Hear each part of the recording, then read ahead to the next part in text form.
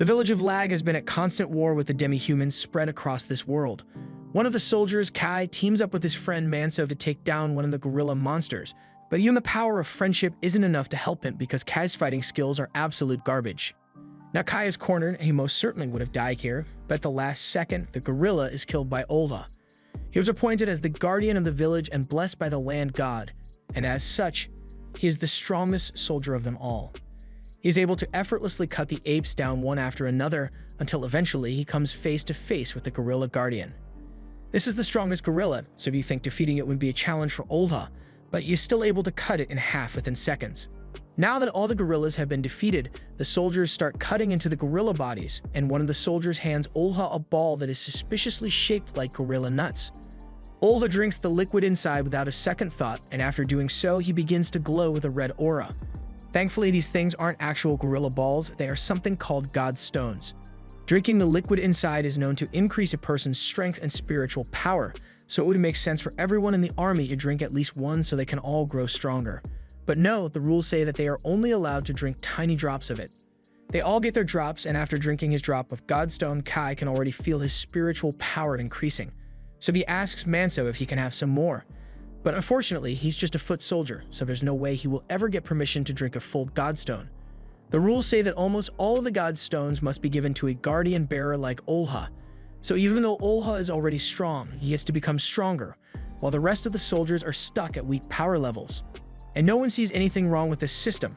Once everyone returns to the village, a huge celebration is held in honor of their victory over the apes. But even here, the amount of food each person gets is determined by their status. So the strong people and the children of the chief get tons of meat, while the scrubs like Kai get a small plate of miscellaneous soup. The soup doesn't actually taste that bad, but Kai wishes he could get some of the good food too, but that will never happen while he's still a low-level soldier, so he vows to train and get stronger so he can raise his status. Immediately after the banquet is over, Kai heads outside and starts training as hard as he can, but it's hard for him to train well when you've barely gotten any food to eat all day. He yells out that he really wishes he could eat some rice balls right now, and a few moments later, Manso shows up and asks Kai what rice balls are. Kai says he isn't exactly sure because the word just randomly spawned in his brain one day, but he gets the feeling that rice balls would be tasty. There's something Kai has been wanting to talk about, so he points over to the hill where the village buries its fallen soldiers, and that particular hill is for all the people who had families. It is constantly visited and maintained by the families of the fallen, but in contrast, the hill next to it is an absolute mess. It is filled with the gravestones of people that no one cared about, so nobody bothers maintaining it at all. Orphans like him are bound to end up buried in a place like that once they die, with no one to visit their gravestones and no proof that they ever lived in the village. That's why Kai wants to grow stronger and survive long enough to live a meaningful life. And to do that, he has no choice but to eat his tiny food portions and train harder than anyone else. But even that wouldn't be enough to ensure his survival. He would need some kind of special ability to give him an edge on the battlefield, but he's not sure what he could use. At the same moment in the castle, Olha and his sister Jose are walking to their father's room. Olha tells Jose that she doesn't need to concern herself with war briefings because she isn't expected to fight like Olha. Even so, she tells him she wants to defend the village as well, but Olha dismisses her and says a daughter of the chief's family doesn't need to learn how to fight, and no matter how much she begs, he won't allow it. Jose thinks it's unfair that she doesn't get to fight in battles just because she's a girl. As if to rub it in, when she looks out the window, she sees Kai and Manso having fun and training. Since Manso is older and stronger than Kai, he's way better at fighting than he is, so Kai can't do much aside from play defense. Manso tells him he will never get stronger if he doesn't learn to attack, so Kai tries attacking, but when he does, he leaves himself wide open. So Manso is able to knock him back, causing him to fall to the ground and hit his head. As a result, Kai gets a massive concussion. He begins seeing memories of his past life in Japan come flooding back to him. And as his mind flips through memories, he distinctly recalls the word magic. However, when finally regains consciousness, he has no idea what magic means because the word doesn't exist in this world. This isn't the first time Kai has seen unfamiliar memories, and apparently in this world, there are plenty of people who see similar visions, but Kai doesn't think this is worth telling anyone about. Sure, the memories taught him about things like rice balls and magic, but that information is useless to him here, especially since magic was just a fairy tale in Japan anyway. But if he were somehow able to use magic, he would be able to show off during their next battle, and that would definitely raise his status. Meanwhile, over in the castle, the chief has just received a letter from one of the neighboring villages, and it sounds like the other village is being attacked by orcs, So in accordance with the alliance agreement between the two villages, the people of Banya are required to go help as soon as possible. The chief doesn't like the fact that he has to send the soldiers into battle again, even though they have barely gotten a chance to rest and recover from the battle against the apes. But Olda tells him that it is a soldier's duty to be marched around and to die for the village, so they don't have any right to complain. However, the chief reminds him that the soldiers are still a part of the village as well, so he shouldn't treat them as disposable pawns. Back in the barracks, Kai is having trouble sleeping because he can't get the idea of magic out of his head. Manso can tell that something is bothering him, so he asks what's wrong. Kai tells him it's not a big deal, but he had a dream about being able to create fire out of nothing, as strange as it may sound. He fully expected Manso to tell him he sounds stupid, but surprisingly, Manso says he has heard about something similar before. He was once told a story about a strange traveler who came to the village. The man wanted to start a fire, but he had no kindling on him, and normally, it would be impossible to make a fire without gear. But the man simply raised his finger and created a flame from thin air. Kai is surprised to hear that there's actually a record of someone using magic, but Manso reminds him that he only heard it from an old story, so there's no guarantee that it is true. Even so, hearing that story has motivated Kai to try learning to use magic, so the next day he heads out and finds a secluded spot so he can start training. He still isn't sure how magic works, but from what he can recall, magic requires some sort of mysterious energy, and the closest thing Kai can think of would be spiritual energy, so he tries using that. He holds out his finger and commands his spiritual energy to come out as fire, but it's not that easy. He realizes that he probably needs to gather his spiritual energy, so he begins trying to circulate it through his god's stones, but nothing happens no matter how much he tries. Meanwhile, orcs have been sighted just outside the neighboring village, and they've already killed a dozen soldiers, so the rest of the soldiers assemble to fight back. The soldiers wait outside the forest to see if the orcs are still there, and as soon as they spot the orcs, they charge in. The orcs begin attacking as well, but Manso manages to stab one through the heart immediately. Kai decides to rush ahead so he can get a kill as well, but then one of the orcs throws a dead body at him, and it pins Kai against a tree. The orc then walks up to him, and it is about to kill Kai, but before it does, it is shot by several arrows and is finished off by Manso. Manso yells at Kai for running ahead on his own and tells him to get back into the formation, but it looks like Kai hurt his leg when he got hit, so he can't walk on his own anymore. Meanwhile, Olha is decimating the orcs, and once they realize he's way too strong for them to beat, they all start retreating, and Olha refuses to let them get away, so he ditches all the other soldiers and chases after the orcs. That pretty much leaves them to deal with the remaining orcs on their own, and considering how hard it is for them to fight the orcs on their own, the soldiers are cooked. The squad leader orders all the soldiers to run and scatter so most of them can survive. But with Kai's injured leg, he and Manso have no chance of escaping the orc. Kai doesn't want to drag his friends down with him, so he stops Manso and tells him to go on without him. Manso doesn't want to leave Kai behind, but he knows he has no choice, so he apologizes and promises to visit his grave. Manso then runs off in one direction and Kai hobbles away in the other direction. He knows he is hopelessly outmatched, but he refuses to give up on his life, so when he hears the orc approaching, he tries to cast fire magic to defend himself, but it still doesn't work. A few moments later, the orc throws its blade at Kai, and it strikes his shoulder, severely wounding Kai, but on the bright side, the near-death experience makes sparks fly out of Kai's fingers, so maybe he really can use magic. But he might not live long enough to figure that out because the orc runs out of the bushes and starts strangling Kai. Just then, Kai notices the sparks coming from his finger, and he realizes what it means, so he points his hand at the orc's face, and with every bit of willpower he has left, he summons flames to burn it to death. The orc screams out in pain, and Kai manages to break free from its grip as a result. The orc eventually collapses from all the damage it suffered, and Kai is proud of himself for finally defeating a monster on his own. But there's just one problem: his hand is still on fire. He starts frantically trying to put the flames out, but a few moments later he begins to pass out because the fire is using up all of his spiritual energy. If he doesn't stop it soon, he's going to die from spiritual energy exhaustion, so he needs to think of something fast. All he needs to do is think of his spiritual energy as a dam that he opened when he used the fire magic, so to stop the fire, all he needs to do is stay calm and close the dam. But it's really harder for him to stay calm, because the orc is still alive, and it is walking towards him. Kai eventually manages to stop the flow of his spiritual energy, but the orc has already gotten to him and he can still barely move, so it picks him up and starts walking. However, it hasn't killed him yet, so Kai figures out that the orc must be blind from all the fire that it took to the face, and it doesn't realize that Kai is still alive. Kai doesn't want to die, but he knows there's no chance of surviving with the current state of his body, so he at least wants to take the orc down with him. So as the orc walks next to a cliff, Kai slashes it across the chest and both of them fall into the river below. Kai somehow manages to survive the fall and drags himself out of the water with his knife, but he is still dangerously low on spiritual energy, so he needs to act quickly if he wants to survive. He spots the orc's body nearby and this time is definitely dead, so he uses his knife to cut into it and pulls out the orc's god stone. Drinking the god stone liquid should help him regain his spiritual energy, so Kai doesn't hesitate and swallows the entire thing. As the spiritual energy begins flowing into him, Kai is already starting to feel better, so he lays down by a tree to rest. And now that he has a moment to think about it, he realizes that this is the first time he has ever drunk a full godstone before. His spiritual energy won't be an issue anymore, however, the wound on his shoulder is bleeding a lot, so he is convinced that he is still going to die out here. But on the bright side, at least he gets to die while looking at such a pretty sunset.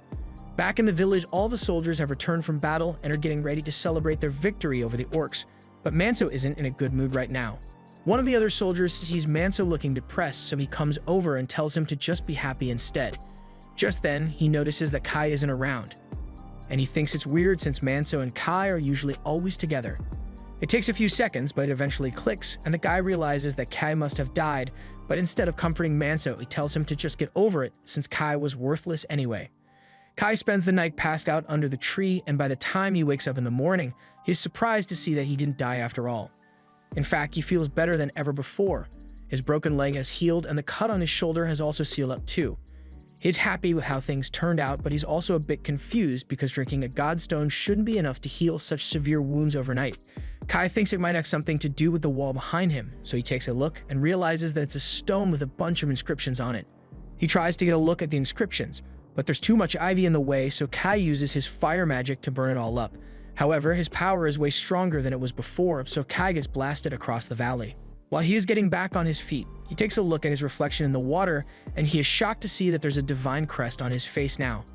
He knows this is the sign of a guardian bearer, but a few moments later, the tattoos fade, so he assumes he was just imagining things. He walks back over to the stone so he can take a proper look at the inscriptions, but those words are in a language he doesn't understand, so he gives up and plans to start heading back to his village. He finds a cliff face that looks climbable, so he starts grabbing the rocks to escape, but for a split second, his divine crest appears again, and he accidentally crushes the rock he was holding onto. He falls back into the valley, and initially he thinks the rock must have been weak, but then he grabs another rock and he is easily able to crush this one as well. He realizes that he must have gotten a major power boost from drinking the godstone, and Kai is really happy about it. But while he is celebrating, he hears a voice telling him to go, and he doesn't want to find out where it came from, so he starts climbing the cliff at full speed. Once he gets to the top, he is amazed by how easy that was, and he is even more excited about his new strength than he was before. But he wonders if this is really the power of God's protection. The divine crest as a symbol of a guardian bearer is said to be granted by the land gods, but Kai doesn't recall ever getting power from a god. It might have happened while he was unconscious, but until Kai knows all the details, he had better keep this a secret from the other villagers for now. Back in the village, Manso has just finished making a grave for Kai, but just then, Kai comes walking up like nothing happened. Manso is really happy to see Kai again, and things pretty much go back to normal after that, with Kai going back to his usual duties. Only this time he's really good at his job. He was only meant to plow a small section of the field, but before he knew it, he had plowed the entire thing, and he barely even broke a sweat. Kai panics for a second because he is worried that his divine crest might be visible, but after looking at himself in the water, he realizes his secret is still safe. The crest probably only appears when he is trying his hardest to do something, so as long as he doesn't work too hard, he should be fine. The others ask him if something happened because he seems way stronger than before, and Kai can't think of an excuse, so he just admits that he drank the godstone of the orc he killed. The others are shocked to hear that since regular soldiers like them don't get to drink full godstones, but since Kai was injured and about to die, he had no choice. In fact, on his way back to the village, he had to drink the godstones of almost 40 orcs that he came across on the battlefield. So the others now understand why Kai is so strong, and Manso congratulates him for making it back alive. Meanwhile, one of the village women, Elsa, is spending a lot of time staring at Kai, so her friends start teasing her over it. At the same time, over in the village, Princess Joes goes over to the storage house to meet with the inventory checker. He tells her that he has finished preparing all the grave offerings, so she can depart for the grave cleaning whenever she wishes.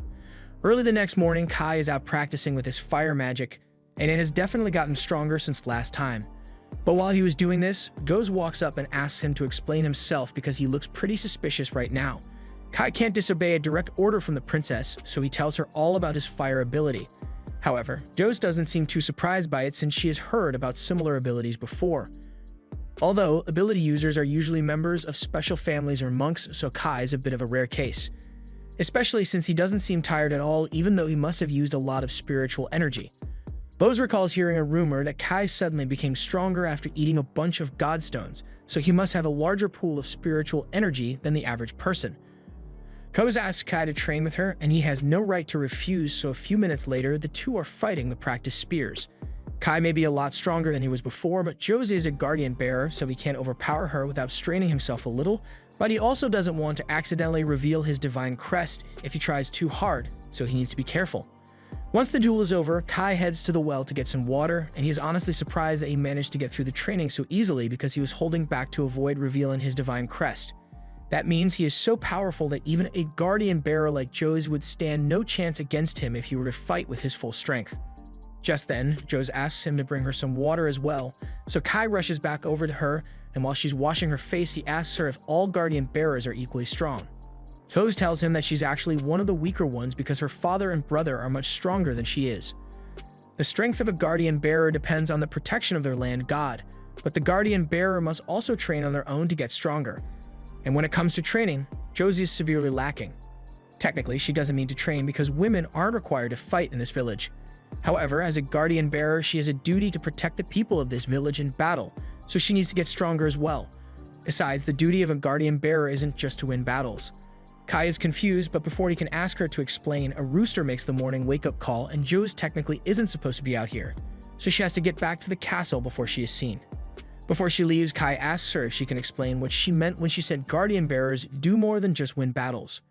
She has grown fond of Kai, so she would like to explain it to him, but it's against the rules, so instead, she asks him if he would like to accompany her on her monthly grave cleaning duty.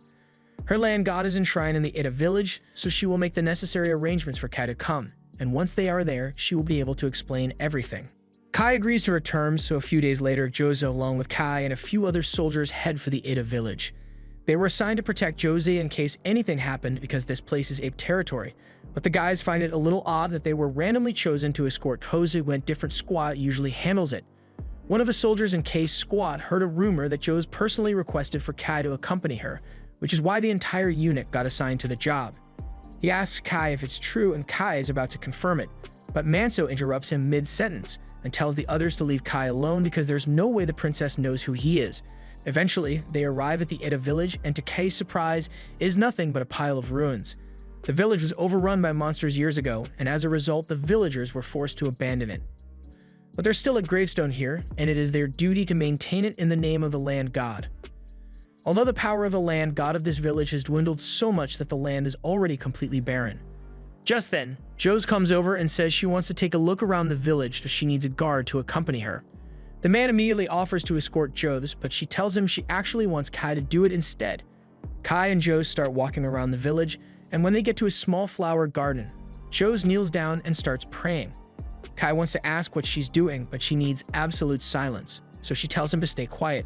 Red aura suddenly begins to pour out of Joe's body onto the flowers, and when she is done, she explains that she was simply praying for the land god's grace to gather here.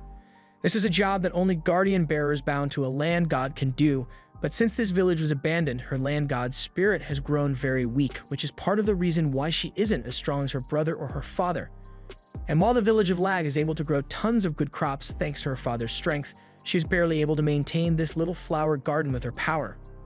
For this reason, Jogues' father has never neglected his training because if he were to let himself grow weak, then it would be the end of Lag village as a whole.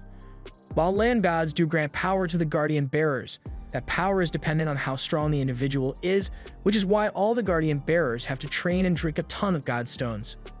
Kai and Joes eventually return to the rest of the group, and it's time for them to clean the gravestone, so they all head down into the ruins while a few soldiers stay behind to stand guard. While Kai and Joes are cleaning the gravestone, he takes a close look at it, and he realizes it's the same thing as that stone he saw in the valley. And when he touches the inscription on this one, all the words are automatically translated in his head. The inscription mentions the name of the land god that this gravestone belongs to, so Kai goes around to the other side to read more, but for some reason he can't read this part of the text. He can understand the individual words like pact and temple, but the words don't form a complete sentence, so he has no idea what it's supposed to mean. Joes notices Kai talking to himself, so she asks him if something happened. Kai is about to say something, but then gets caught off guard by Joes' cleavage, so he looks away and stays quiet. Suddenly, soldiers come in and warn everyone their group of apes are heading this way.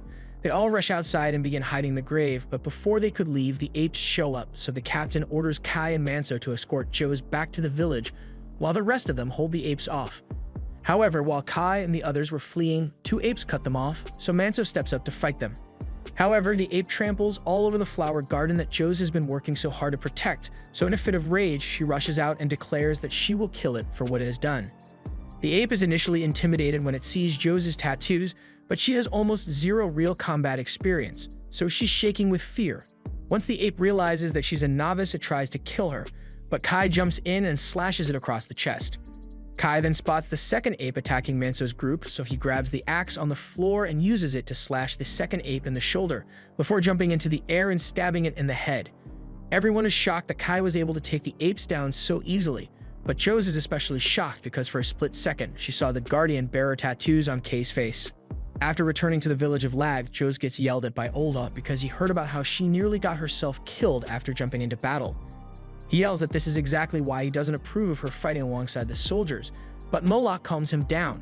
The most important thing is that Joes is safe, but for now, he thinks they should focus on increasing patrols around the area since the inspector will be coming soon. Olha agrees and heads out to inform the soldiers of the new patrol schedule, and once he is gone, Joes apologizes to her father for causing so much trouble. However, Moloch isn't angry. He has already heard the whole story, including the part where Kai single-handedly killed 2 apes, so he is excited to see what Kai does in the future. Meanwhile, Kai is out doing a couple of chores when he gets grabbed by a few of his friends. They are teasing him because everyone is calling Kai a hero for saving Joes during the expedition to Eda village, and there are rumors that Kai and Joes were getting really close out there. A few of the girls see this happen and think the boys are just messing around again, but Elsa can't take her eyes off Kai, so the others realize she must really like him. They tease her about it and warn her that if she doesn't go talk to him soon, someone else is going to steal Kai away from her. And it looks like they were right, because a few minutes later, Joes approaches Kai and says she would like to talk to him in private. Kai agrees to talk to her even though he has no idea what this is about, so the two of them walk into a back alley. First of all, Joes wants to formally thank Kai for saving her life in Ada. However, she could have sworn that she saw a divine crest on Kai's face while he was fighting the apes. But after taking a close look at Kai, she is convinced she was hallucinating because what are the chances that Kai randomly became a guardian bearer? Anyway, her failure in battle made her realize just how weak she is, so she plans to devote herself to training as much as possible to grow stronger. And she expects Kai to join her every morning from now on. Kai doesn't want to get roped into Joes' training, but he can't deny her request, so he agrees to train with her in the mornings. The whole time, Kai's friends have been spying on him from behind a tree that's way too small to hide them. And they have no idea what Kai and Joes are talking about, but they are really jealous that Kai gets to hang out with her. Later that day, Kai goes on with his business and starts chopping some wood when suddenly Elsa comes over with a bowl of water. Kai asks her if the water is for him, so Elsa explains that she thought he might be a little thirsty after all this work. Kai is grateful since he really was feeling thirsty, so he thanks her for being so considerate. Just then, one of Elsa's friends comes over and tells her to hurry up because they still have work to do. Kai just thinks she was being nice, but Manso knows what Elsa is trying to do, so he tells Kai he's a lucky man. Just then, Kai hears a strange bird call in the distance, and he recognizes it as the same one from the valley, but he's not sure why he's hearing it here. Later that night, Kai is trying to go to sleep, but he keeps hearing that bird call, so he gets out of bed and decides to follow it. There's a huge wall around the village, but with Kai's current strength, he is easily able to leap over it in one go. He then goes 0 to 60 in half a second and runs all the way back to the valley where this all started. Once he gets to the tree, he spots the stone tablet again, and now that he knows that this is a god's gravestone, he tries to read it, but for some reason, he can't. Even so, he thanks the god for saving him and spends the rest of the night diligently cleaning the stone. He even leaves a little offering for it before making the journey back to Lad village. But along the way, he gets a little hungry, so he drinks some water from the river and picks a few fruits off a tree. He is amazed by the amount of food he can get in the forest, so he wishes he could live here, and then a great idea comes to mind. He could just build a house for himself out here. But to make a house, he's going to need to get some wood, so he climbs a nearby cliff and finds a tall woody tree to cut down. Although now that he's up close to it, he's not sure how he's going to cut it down. He has his dagger with him, but a dagger is not going to be strong enough to cut a tree that's as big as this. Instead, Kai uses his fire magic and raises the output to form something like a fire blade on his hand.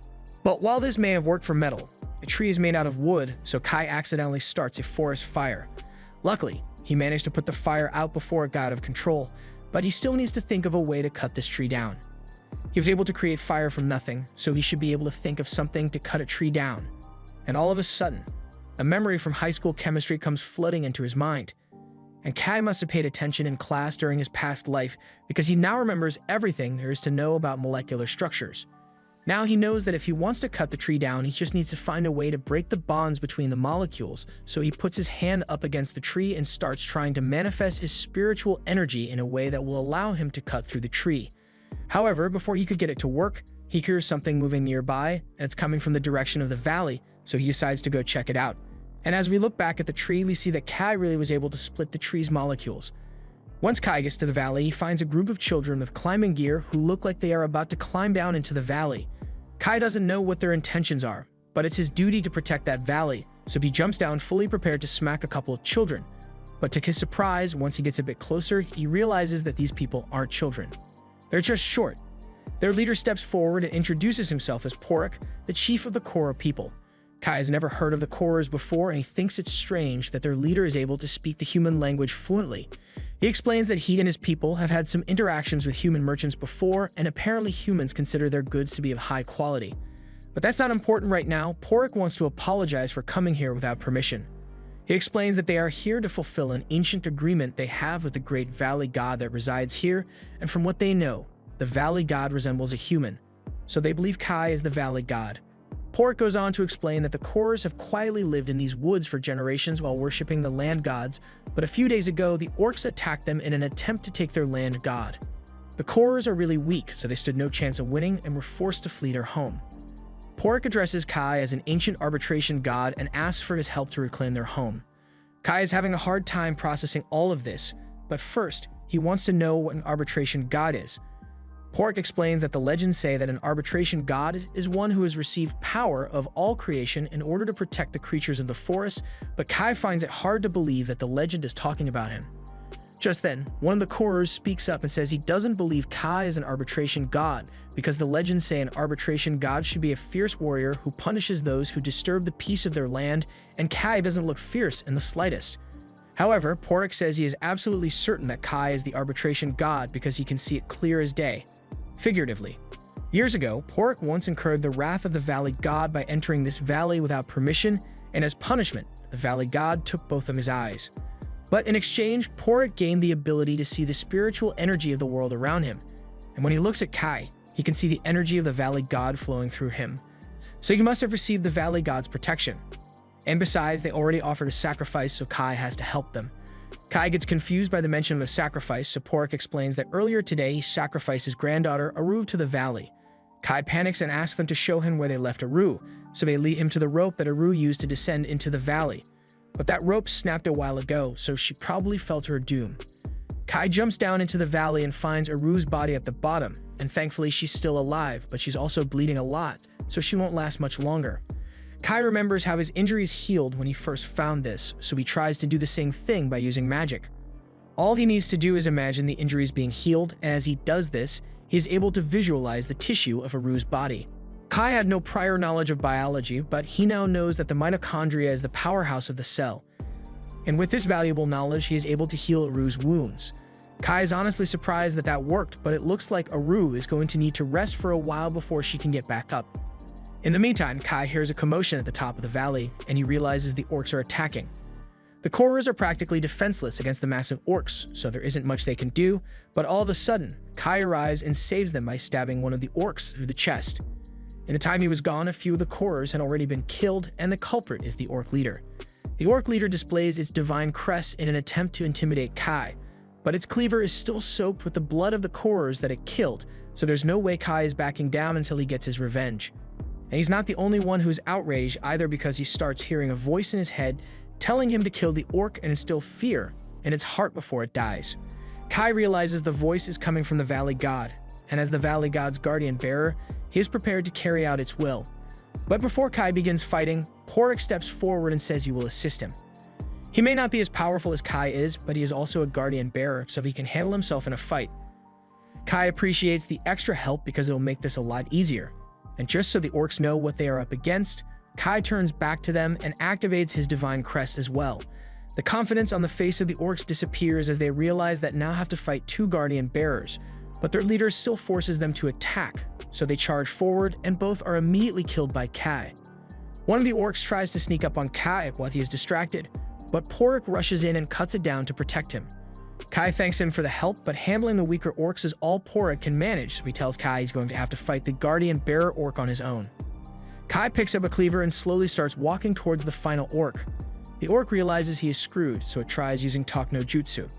This one knows how to speak the human language, so he tells Kai he doesn't need to fight because the orc only intended to attack the Korers, he says, so he didn't mean to offend Kai. Normally, Kai wouldn't be so angry, but not only did the orcs kill a bunch of the Korers, they also did it in Kai's valley. The orc sees the blue spiritual energy of a god emanating from Kai's body, so he starts begging for mercy. But Kai has no mercy to give, so the orc attacks him in a desperate attempt at survival. However, Kai cuts his arm off with his energy blade and stabs the orc through the chest to pull out its godstone. As Pork watches this happen, he is more certain than ever before that he is looking at the same god that took his eyes. A god has watched over the world since before the age of gods, the Arbitrator. This is the first time Kai has ever killed a guardian bearer, and Pork explains that when you drink a guardian bearer's godstone, you can inherit the power of the deceased guardian bearer. It is way more potent than a regular godstone, so it should give him a massive boost in power. Kai cuts the godstone in half, but before he drinks, he offers a portion of it to Pork. Pork asks Kai if he's sure about this, but Kai says Pork earned it when he helped fight against the orcs. Pork eventually agrees to accept it and thanks him for his generosity. They then drink the godstone, and Pork falls to his knees for a moment because the guardian bearer godstone has more of a kick to them than he anticipated. Kai seems to be fine at first, but a second later, he falls to the floor in agony. The Korers gather around and ask Kai if he's alright, but he tells them he just needs to rest for a bit, so he heads back down to the valley and warns them not to bother him or set foot in the valley without his permission. While Kai is resting, he has a nightmare from his childhood in this world. His original village was burned to the ground by a group of apes, forcing him to flee and seek refuge in Lag.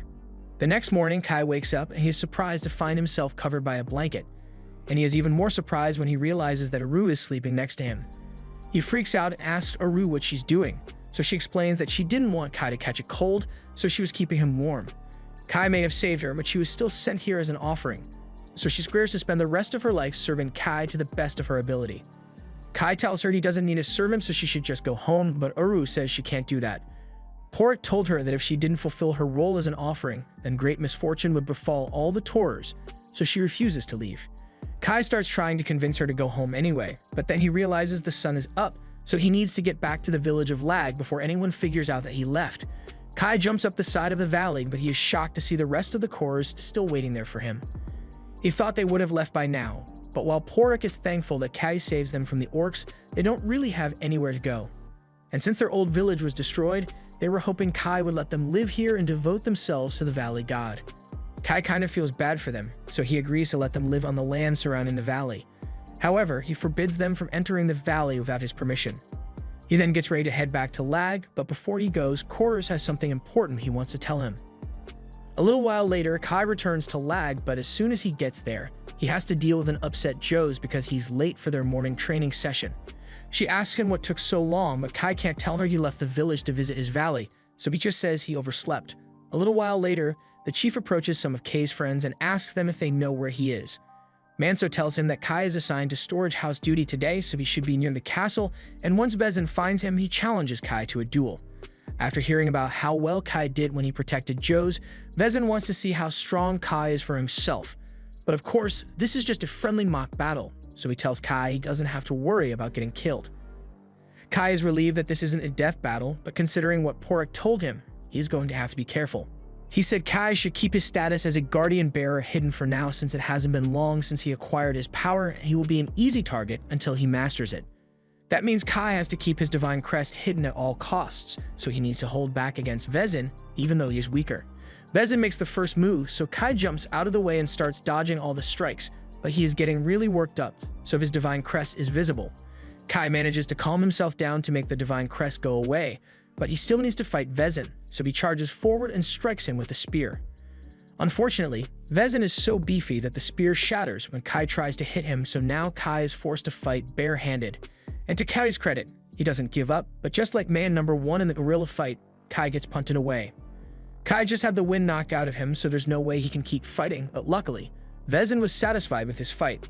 He extends his hand to help Kai up, and since he has taken a liking to Kai, he says that from tomorrow onwards, he will personally train Kai. Kai doesn't want to do it, but he can't say no to an offer from the chief. Chose is amazed that Kai was able to hold his ground so well against her father, but Olva doesn't seem so impressed because he still thinks Kai is just a regular commoner. However, Jose is already busy thinking of her next training session with Kai.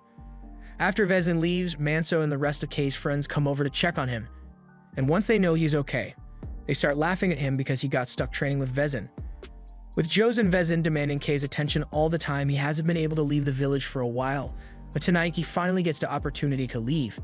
Kai returns to the valley and he is excited to be back, but then he spots a house with a fire going and he gets mad because he thinks the Korras moved in despite his warning that this place was forbidden.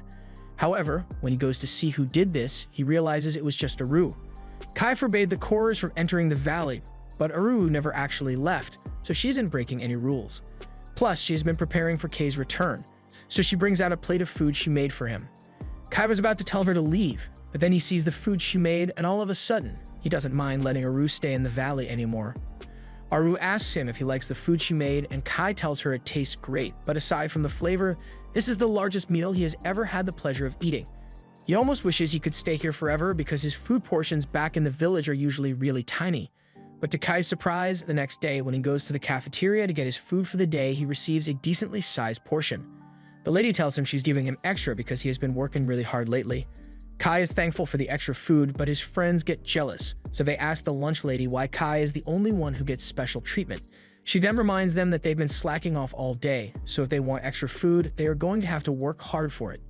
Meanwhile, on the other side of the cafeteria, Elsa is serving some of the other villagers, but she was so distracted looking at Kai that she accidentally dumped a bunch of extra food on this random guy's plate, so now she has to convince him to give it back. Over the next few days, Kai continues his routine of sneaking out of the village at night to check up on the valley, and while he's there, he decides to help Aru build a house. But there's no way he can get it all done in one day, so the first thing he does is cut down a tree with his energy blade. The next morning, he returns to Lag and spends the day training with Jose, then that night, he goes back to the valley to continue building. He is starting to get used to coming and going without anyone noticing him, and he really enjoys life in both villages. One day, he and his friends are tasked with moving this huge boulder to make space for some new fields, but even with all of them working together, they can't budget at all. And seeing that everyone is struggling, Vezin decides to step in and help out for today. Everyone gives him some space, so Vezin grabs the boulder and starts lifting it with all his strength. Even for someone as strong as Vezin, a boulder like this is still a huge challenge. But after a few seconds, Vezin finally gets the rock out of the ground and even lifts it over his head. Now that the rock is out of the ground, this land can finally be tilled for farming, and with the extra farmland, the village of Lag will prosper even more, so Vezin is happy. Seeing Vezin like this motivates Kai to become a good guardian bearer just like him. So later that night, while Kai is in the valley, he starts practicing with his powers and attempts to make a flower grow. But no matter how much energy he pours into it, the flower just won't respond. He may be physically strong now, but there's still a lot that Kai needs to learn before he can call himself a proper guardian bearer. The next morning, Kai returns to Lag, and normally no one wakes up this early in the morning, but today, Kai runs into Elsa in the flower fields. He asks her why she's up so early, and she explains that she just wants to admire the flowers while they are in bloom. Kai has never really paid much attention to the flowers before, but he admits that they do look beautiful. Elsa says that these flowers remind her of the ones that used to grow in the village that she and Kai grew up in. Kai is confused, but Elsa goes on to talk about how when their village was burning down, they still tried to at least save the flowers. It takes Kai a second, but he eventually remembers that Elsa was part of his original village as well. Elsa is mad that Kai didn't remember her since she was right there with him when the village was destroyed, but in Kai's defense, he was really young back then, so most memories are fuzzy. Kai may not have been paying attention to Elsa, but she has definitely been paying attention to him, and she thinks it's amazing that he was able to earn Vezin's attention. However, Kai tells her he still has a long way to go because compared to Vezin, Kai is still a weakling. He still has a lot he needs to learn if he wants to become stronger, because that's the only way for him to survive. Elsa remembers Kai saying the same thing on the day their village burned down, But Kay's memory is still a bit foggy, so she explains what happened. While all the villagers were evacuating, they were suddenly attacked by an ape, and none of them knew how to fight, so they were doomed to be slaughtered. However, Kai fearlessly ran at the ape and grabbed its leg. Of course, Kai was way too weak to actually harm the ape, but his bravery bought enough time for Vezin to arrive and rescue them. Kai was relieved that Vezin saved them, but he was also frustrated by the fact that he could barely do anything to help, so he swore that he would do whatever it takes to grow stronger. But then again, his oath may not mean much since he forgot about it until now. Elsa tells him it actually means a lot to her, because on that day, even if it didn't feel like it, Kai saved all the villagers, so in her eyes he will always be a brave hero. Meanwhile, in the middle of the forest, the apes and the orcs are fighting each other, and the orc general is absolutely dominating the battle. Even ape guardian bearers stood no chance against him and was instantly beheaded. With this, the orcs acclaimed victory over the apes for this territory, and now their next target is Kay's Valley. And right now, Kai is blissfully unaware of the incoming threat. Nothing has happened to the valley yet, so Kai goes back to Lag, and the next morning he's put on storehouse duty. While there, he finds a grain of wheat on the floor and wonders if he can use this to make rice balls because he really wants to try them. Just then, Elsa walks up to him and she overheard Kai talking about rice balls, so she asks him if he can explain what it is. Kai doesn't really know how to explain it, but he knows it's supposed to be really tasty, even though he has never actually eaten one. A few moments later, Manso comes in and tells Kai he should stop chatting with Elsa and get back to work already because they still have a lot of bags to move. Kai apologizes and picks up more bags, and Vezin tells everyone to hurry and hide the bags of food in the cellar before the inspector gets here. Olva approaches Vezin and asks him if it is really necessary to hide the food from the inspector, but Vezin tells him that the village's food reserves are low, so if they don't hide some food from the inspector, then the villagers' food portions would shrink. Olha doesn't seem to care since a little starvation never hurt anyone, but Vezin actually cares about the well-being of his people, so he won't let anyone starve on his watch. Kai and his friends aren't sure about all the details, but they heard that an inspector is coming from the Central Plains, and they need to hide some of their food so he doesn't take it all. They also heard that the inspector is a guardian bearer who is even more powerful than Vezin, but he doesn't use his power for noble reasons like Vezin does. A few hours later, the inspector arrives, so the gate is open for him, and Vezin comes out to greet him. The first thing the inspector does is complain about the number of demi-humans in the area because he got attacked by some apes on the way here. According to the inspector, there were around 10 apes there, but he managed to fight them off on his own, so he is alright. Jobs is impressed because it takes some serious strength to take down 10 apes on your own, but she's not impressed when she actually meets him. Gandalf looks like a toad, and the first thing he does is insult her for being a weak woman. He then insults Olha as well for being weak and neglecting his duty to kill all the demi-humans in the area, and neither of them can talk back to him. A few seconds later, another man enters the village gate, so Vezin asks him if he is part of Gandalf's group. However, that's not the case. The man says his name is Nada, and he was sent here by the monastery of Maz. He just happened to follow the same path as Gandalf, which is why they arrived at the same time. Gandalf goes to inspect the village's storehouse, and he is disappointed because there isn't much grain here. As a tax collector, Gandalf takes great pride in taking as much as he can from small villages, so he asks Vezin if this is really all the grain that the village has stored up. Vezin swears that he would never even consider evading taxes and assures Gandalf that this is all the grain that the village has. He makes up an excuse that the weather has been poor lately, so they haven't been able to grow much. However, Gandalf decides to use the weather as an excuse to stay in Lag for a while because he is suspicious. Bazin has no choice but to agree to Gandalf's request, but this basically means they are going to be forced to pay for all of Gandalf's luxury demands. Jobs doesn't like it, but Vezin tells her there's nothing they can do because Gandalf is an official inspector, and going against him is the same as going against the king. A little while later, Kai is walking outside when he sees Nada tending to one of the graves. He thanks him for looking after the graves, but Nada says he is just doing his job as a monk. He has heard rumors about Kai and knows that he suddenly became strong after eating a ton of God's stones, so he says the same thing happened to him. As part of his training at the monastery, Nada has had to eat a lot of God's stones, allowing him to become really strong. Kai is intrigued and asks Nada if his strength is comparable to that of the Guardian Bearers, so Nada proudly displays his divine crest as proof of his strength. Kai is even more amazed now because he didn't realize that Nada was a Guardian Bearer, but Nada tells him that's not the case. He may have a divine crest, but he never actually received protection. Kai had no idea it was possible to get a divine crest without a god's protection, but according to Nada, if you train hard and grow strong enough, you can potentially manifest a divine crest. While Kai and Nada are talking, Gandalf has just been served an extravagant meal in the castle, But he isn't satisfied with what he has received. His server explains that this is the best they can do with their current food reserves, but Gandalf doesn't care and demands more food, even if a few of the villagers have to starve. As a result of Gandalf's demands, the portion sizes for the villagers' meals have become ridiculously tiny, and they aren't happy about it. They wish Gandalf would return to the capital already so they can go back to eating the way they used to, but they can't force him to leave. Meanwhile, in Vezin's room, Nada is having a meeting with him to discuss a serious matter. There have been sightings of a large group of orcs, and this group is much larger than normal, so Olha is worried that it may be an invasion. Nada assures him that he doesn't have to worry about that since the group isn't large enough to invade the human kingdom, but it's still a huge threat, so Nada would like to pursue the orcs. However, he isn't familiar with this area, so he asks if Vezin would offer some assistance. Vezin understands, so he says he will arrange for some people to escort Nada in his mission to hunt down the orcs. That night, Kai heads back to the valley and he has some bad news for Aru. He was chosen to be part of the squad that will help Nada track down the orcs that have been running loose in the area, so he won't be able to return her until the mission is over. Aru understands, but she is worried that Kai might never return to the valley again if he leaves. However, Kai assures her that he will return no matter what happens. After all, he is the guardian bearer of this valley, so he has a duty to protect it. Kai then climbs out of the valley to meet with Porik. He explains that he's going to be hunting a group of orcs that showed up in the area, and Porik suggests that they might be here looking for the group that Kai killed a few days ago. Kai thinks Porik might be right, but he doesn't think it will be a problem because he is prepared to handle whatever the orcs throw at him.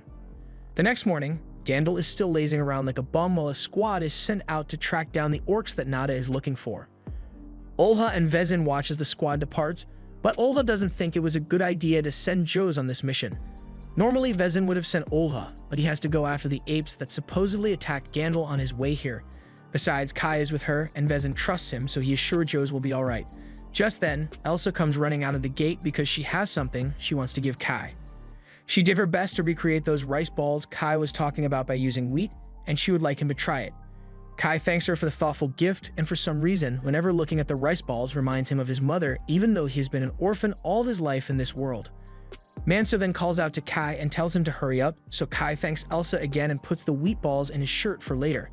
The group then heads out, and after traveling for a while, they come across a horrific scene.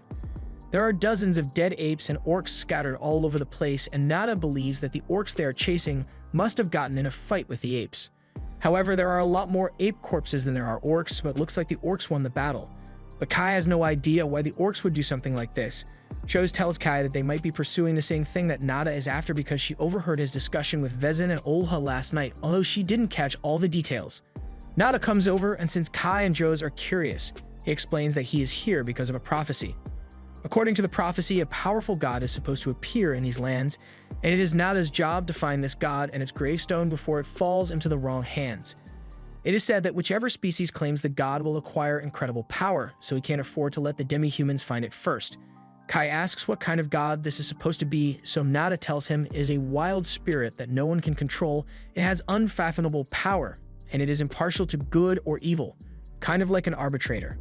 After hearing this, with everything that happened in the valley, Kai realizes that the god Nada is looking for might be him, but he can't tell him that. The group continues walking, and after a while, they come across a village that is in complete ruin. Kai thinks the orcs might have had something to do with this, and before long believes this must have been the work of the orcs, and Joes immediately rushes forward because she wants to help the villagers who got attacked.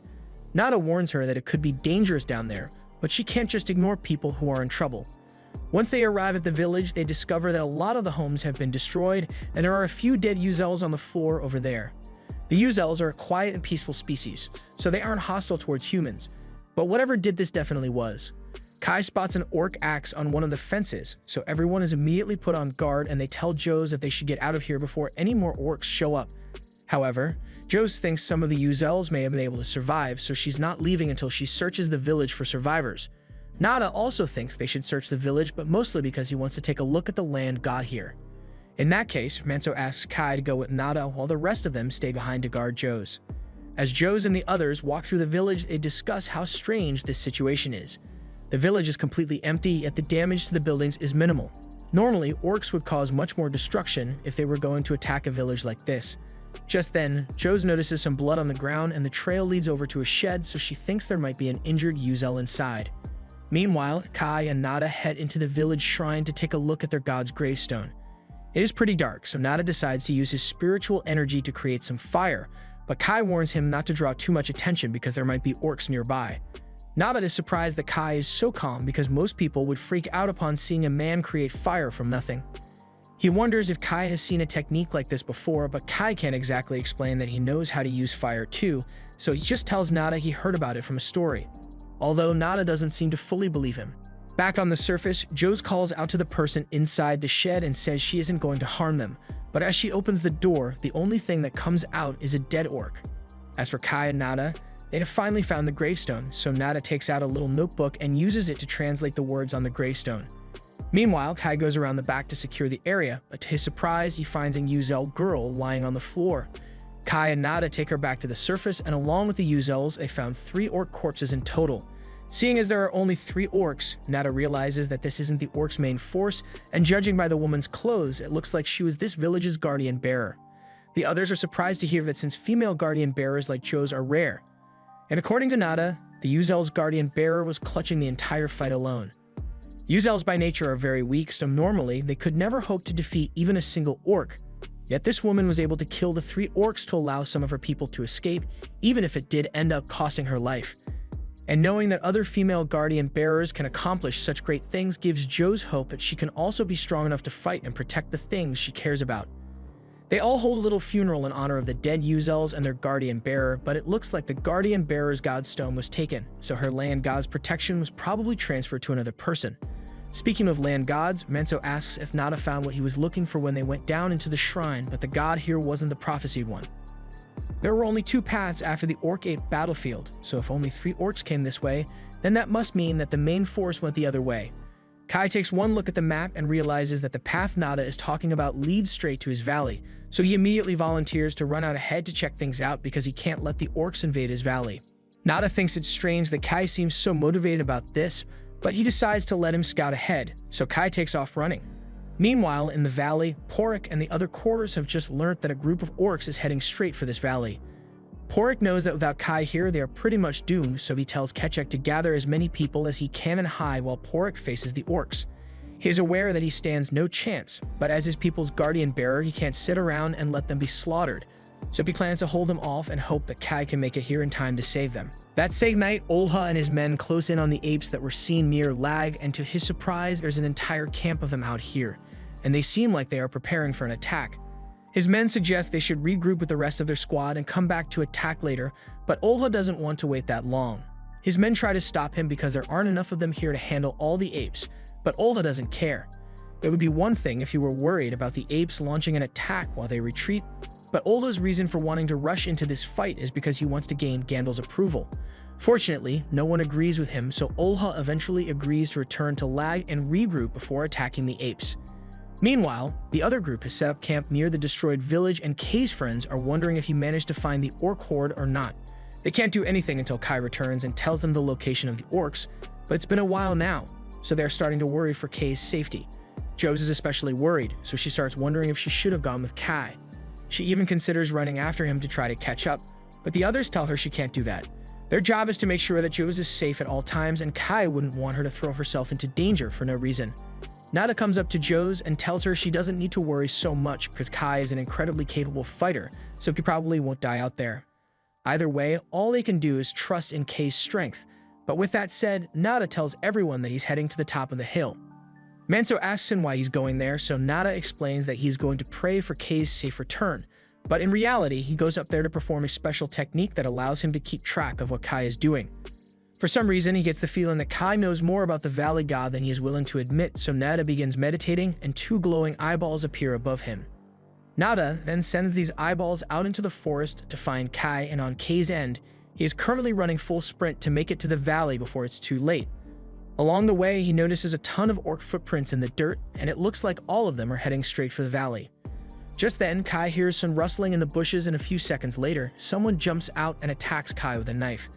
Kai draws his own blade as well. He was ready to shank his attacker on the spot, but then he realizes it was just Kechek. The rest of the Korors come out a few moments later, and Kai is relieved that it wasn't an orc, but he is also curious as to why the Korors are out here in the first place. Porik explains that they heard orcs approaching the valley, so they came out here to confirm their movement and possibly hold them off. However, Kai says they didn't need to do all of that. He is the guardian bearer of the valley, so it is his job to protect it, but Kachek says he and the rest of the Korers also have a right to defend the valley because they've built their new village around it, so they won't abandon it. Kai is glad to know that the Korers will stick by his side, but just then, they hear a loud noise nearby, and after investigating, Kai realizes that the band of orcs really is coming this way. And unfortunately, the leader of the orcs spots him, so he's going to have to fight. While Kai is out risking his life, Gandalf is back in lag, stuffing his face and wasting as much of the villagers' food as he can. He disrespectfully smashes a plate on the ground and declares that as an inspector, everyone must treat him with the utmost respect, otherwise he will be forced to question their loyalty to the King of Humans. Elsa bends down to start cleaning up the plate that Gandalf smashed, but then Gandalf gets a good look at her and realizes she is really pretty, so he asks her what her name is. Elsa is a bit confused as to why Gandalf is talking to her, but she tells him her name, and then Gandalf demands that she pour him a drink. She knows exactly where this is going, and frankly, she's disgusted by the look on Gandalf's face, but with his status, she is in no position to refuse a direct request from him, so she doesn't know what to do. Fortunately, Adelia steps in and places a new plate of food on Gandalf's table to distract him from making any advances at Elsa. She then pours him a drink with a smile so he can't ask Elsa to do it, and even Gandalf is surprised by how quickly he got shot down. A little while later, Elsa thanks Adelia for her help earlier, but Adelia says it wasn't a big deal. Suddenly, Olha and his second-in-command return, and Olha is clearly pissed that he didn't get the chance to fight the apes, so he yells for someone to call his father so he can mobilize a larger squad to take them out. Back to Kai, one of the orcs is currently chasing after him, but as it tries to strike, Kai turns around and stabs it through the chest. However, while Kai's back was turned, another orc tries to sneak attack him, but before Kai could be hit, Kechak stabbed it in the neck.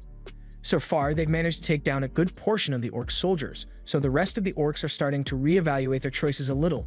But all of a sudden, their leader arrives and calmly begins walking out to the front line. It then displays its divine crest to intimidate Kai. But while Kai doesn't think there's anything special about it, Pork recognizes that crest is one of the rigged arrows.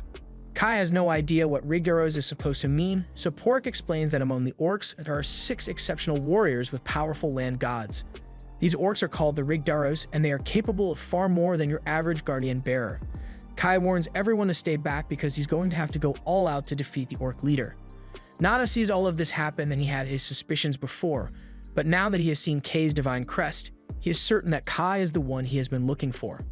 The orc Kai is up against is named Adurakan, and he knows how to speak the human language, so he says something about being surprised that Kai's predecessor is dead. He hadn't heard any rumors about the Valley God recently, so it was difficult to track down, but then one of his troops got taken out around here. So he decided to track them down, and sure enough, it led him to the new Valley God. The Valley God begins speaking to Kai and tells him to kill the orc, but Kai was already planning to do that, so he charges forward and tries to stab him. But Adurakan blocks and strikes back, so Kai is forced to jump away to avoid getting hit. He then tries to stab Adurakan again, but this time, Adurakan simply smacks him away and calls Kai weak. Kai realizes he can't beat Adurakan in a head-on clash, so instead he ducks between Adurakan's legs and tries to stab him from behind, but even though he has a clear shot, Raken's skin is just too tough for him to pierce, so his spear snaps. However, Kai still has a plan, so as Raken swings at him, he ducks down and kicks the spear tip straight into Raken's side. This finally does some damage to him, and the Korers are excited because Kai might actually win this. But to everyone's dismay, Raken's wound closes up instantly, and once he is back on his feet, he immediately pins Kai to the ground. Kijek asks if all Guardian Bearers are capable of that, but Porrick tells him what Raken just did is not normal. In fact, he is starting to worry that Raken might be immortal. Raken lifts Kai up while the rest of the orcs cheer him on, and he calls Kai a sorry excuse for a god. Kai tries struggling to get himself free, but with Raken's grip on his throat, Kai's body eventually goes limp. Raken tells Kai that he's going to enjoy taking everything that he cares about from him. After he kills Kai, he's going to invade the valley and kill everyone there just for fun, but Kai refuses to let that happen. He musters as much strength as he can and grabs onto Raken's arm before blasting it with fire, and the pain from being burnt caused Raken to throw Kai to the ground. Kai is now back on his feet, so he can continue fighting, and the fires seem to work pretty well against Raken. So Kai turns up the heat and blasts Raken with even more flames. However, this time Raken doesn't burn. Instead, he runs through the fire and punts Kai away. The others don't understand how Raken could have survived that wall of fire, so Raken explains that his god's spirit is always protecting him. Reiken's god grants him the ability to heal from or nullify any attacks that he can understand, and now that he knows of Kai's fire trick, it won't work on him anymore. Kai is running out of options and weapons, so he pulls out his knife and takes a defensive stance, but he has no idea what he's supposed to do here. No physical attacks will work, and magic is pretty much useless against Reiken now, so all Kai can do is hope for the best. He tries to stab Reiken in the side, but the knife snaps on contact, so now he's really out of options. He then gets knocked to the ground by Reiken, and Kai is starting to look like he has lost the will to fight. The Corvers are really worried because Reiken's blessing is too strong for Kai to overcome, and Nada is concerned that if Kai dies here, then the Valley God's power is going to fall into the hands of the demi-humans. Reiken looks down at Kai and calls him a disgrace of a god, and Kai is racking his brain to think of something to do, because at this rate, the valley and everyone in it is going to be destroyed. Just then, Kai looks up and spots the rice balls that Elsa made for him, and seeing those rice balls reminds him of all the otherworldly knowledge he possesses. He suddenly remembers that he has one more trick up his sleeve, and it's all thanks to Elsa's gift. Reiken stands over Kai and mockingly asks if he is ready to accept his fate, but Kai is simply planning out his attack. The power of Reiken's god allows him to nullify the damage of any attack that he understands, but that only applies to things that people know about in this world. Kai doesn't understand much about these atoms and molecules that he recalls, but he knows for certain that neither Reiken nor his god have ever heard of them, so he shouldn't be able to nullify an attack from Kai's atom-splitting energy blade. As Reiken confidently raises his axe to crush Kai's skull, Kai rushes forward, and before Reiken even realizes what's happening, Kai uses his energy blade to slice between Reiken's atoms and sever his arm completely. Reiken has no idea what happened, and the Corvers are just as confused because they thought Reiken's blessing protected him from all harm. But Reiken clearly just lost an arm, so Kai must have done something different. Reiken refuses to believe that he is losing, so he charges at Kai again, but that clearly wasn't a smart move because Kai slashes him across the chest, and in a matter of seconds, Reiken falls to the ground and draws his last breath. Nada saw the whole thing happen, and he is amazed by the things Kai is capable of. Not only can he use fire magic, but he was also capable of using magic that Nada has never seen before, so he's going to be cautious. Meanwhile, back at the ruined village, Manso is standing guard next to Joe's when all of a sudden, she collapses to the floor. Manso panics because he has no idea what's wrong with her, but then he and the others see a wound on her leg, and it looks pretty bad. Meanwhile, back in the forest, Kai has just taken Reiken's godstone, and the rest of the orcs are watching with utter disappointment on their faces, but they know they stand no chance against Kai, so they keep their distance. Kai drinks Reiken's godstone, and because Reiken's god was so powerful, the power Kai receives from the godstone is incredible. His energy begins to radiate outward, and it's so potent that it scares all the orcs away, and Kai is really lucky that the orcs were scared away because a moment later, he falls to the ground unconscious from all the new power. Sometime later, Kai wakes up and he doesn't remember much of what happened, so he asks the Corvers. However, they are just as confused as he is because there was a sudden gust of wind after Kai drank Aduriken's godstone. Porrick believes it might have been caused by the fact that Aduriken's land god is extremely powerful, so when Kai took Aduriken's strength for himself, it must have angered the god. The gust of wind was most likely the god screaming, but Kai had no idea the power of a god could do such a thing, and he is starting to wonder what he should do with all the strength he now possesses. For now, he heads down to the stream so he can wash the blood off his clothes, and once he's done with that, he asks Porrick if he noticed anything strange during the fight. Kai was too busy to pay much attention to it, but he got the feeling that someone was watching him, and Porrick could sense it too, but he decided to ignore it since he felt no hostility. However, it's still weird that someone was watching Kai. Kai plans to head back to the others now, so he says goodbye to the Corvers, but before he heads back, he decides to take a quick lunch break. He takes out the rice balls Elsa made, and he is going to have to do something to thank her once he gets back because without these, he might have died. Kai eventually makes it back to the others, and as soon as Manso spots him, he tells Kai that there's something wrong with Joe's. Kai rushes over to check on Joe's and immediately notices the mark on her leg, but he doesn't know what caused it. Nada soon shows up and says he recognizes that mark, but before he says anything more, he asks Kai what happened with the orcs he was tracking down. Kai tries to brush him off and says they need to focus on taking care of Joe's for now, but Nada insists on getting an answer. Kai lies and says he found the orcs, but they had been slaughtered by someone else by the time he arrived. Nada obviously knows Kai is lying, but he gained nothing by exposing him here, so he tells everyone that if the orcs have been taken care of, then they should take Joe's back to Lag so she can be treated. They head out immediately, but while they are carrying Joe's, Nada points out that Kai has orc blood on his shirt, which is odd since he claims he wasn't the one who killed the orcs. Kai makes up an excuse and says he must have accidentally touched one of the orc corpses. The group eventually returns to Lag, but once they arrive, they discover that it was attacked while they were gone. As Kai walks through the gates, he finds the troop leader, Basco, carrying one of the injured men, so he goes to ask him what happened here. Basco explains that the village was attacked by an unbelievable number of apes, but thanks to Vezin's efforts, they were able to drive them away. However, as you can see, the village was badly damaged in the attack. Kai rushes to the town hall where all the people who had their homes destroyed have gathered and yells out Elsa's name, hoping that she managed to survive the attack. Thankfully, he hears Elsa's voice down the hall, and while she might be a little hurt, she is still in one piece, and Kai is really glad to see her again. Meanwhile, the others bring Joes to Vezin, and he is shocked to see that Joes was affected as well. He reveals that Olha is suffering from the same symptoms and he knows what is causing it. Meanwhile, a scouting squad was sent out to gather some intel on the apes, and to their horror, they discover that the apes have called for reinforcements and are preparing for another attack. Meanwhile, back in the village, Kai is helping Elsa treat some of the wounded villagers, and he still can't believe that the village was this badly damaged. When the attack initially happened, Elsa ran here with her mother and younger sister. She was really scared, but recalling Kay's face made her feel safe. And as soon as Elsa says those words, Granny knows she and Kai are about to have a moment, so she excuses herself. After the granny leaves, Kai turns to Elsa and says he wants to thank her for the rice balls she made for him. But before he could finish his sentence, Manser shows up and says Vezin is looking for him. Kai immediately heads down to Vezin's quarters to give a report on what happened, and Vezin is glad that the orcs are no longer a threat, but they still have to deal with the apes. Kai asks about what happened to Joes and Olha, so Vezin tells him the apes put a curse on the land gods of Joes and Olha to take out the village's strongest fighters, and according to the scouts Vezin sent out earlier, it looks like the apes are going to launch another attack soon. Nada tells Vezin that if the curse is lifted, then Olha will be able to fight again, so he asks Kai to accompany him to dispel the curse. And the reason he is asking Kai is because he has faith in Kay's strength. Vezin also trusts Kai, so he wishes him luck and tells Kai that he will have to go to Olha's god in Elg and Jose's god in Ada.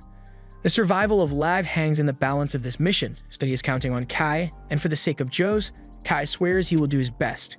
He and Nada then leave Vezin's room, but while heading down the stairs, they overhear Gandalf yelling, and even in this crisis, he is still being a total freeloader.